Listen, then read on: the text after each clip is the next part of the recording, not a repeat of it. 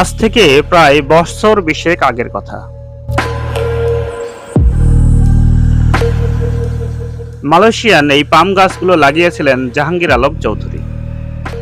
তিনি এখন জীবিত না থাকলেও তার লাগানো গাছগুলো আছে। প্রায় 200টি গাছ আছে এখানে, তবে ফল হয় না, আর হলেও কোনো লাভ নাই। কারণ আমাদের দেশে পাম তেল প্রসেস করার কারখানা অ্যাভেলেবেল না।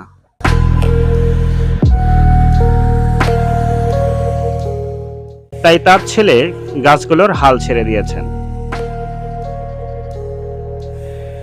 জাহাঙ্গীর আলম চৌধুরীর বাড়ি জয়পুরহাট জেলার খেতলাল উপজেলার চৌধুরীপাড়ায়।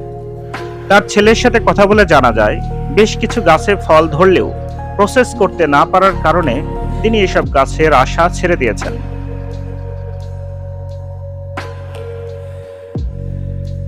এখন আপনাদের কাছে আমার প্রশ্ন, আমরা কি আসলেই আমাদের দেশে এই পাম তেল তৈরি করতে পারবো না?